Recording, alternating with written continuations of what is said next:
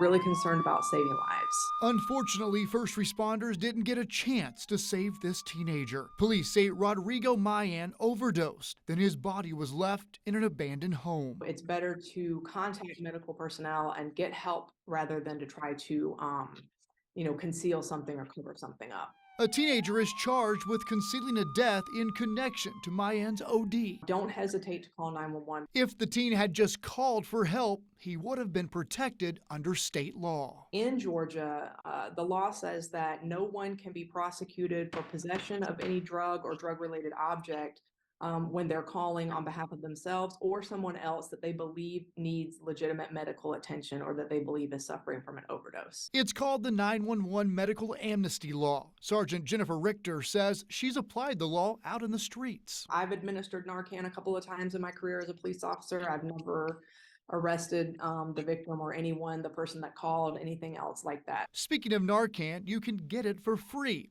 And if you are a user or know someone who is, I would recommend that people do that. the numbers are staggering. In Georgia, between 2019 and 2021, fentanyl overdose deaths in teens between 10 and 19 were up 800%. As for adults, fentanyl ODs were up 224%. Fentanyl is a dangerous drug that's also making its way into many street drugs.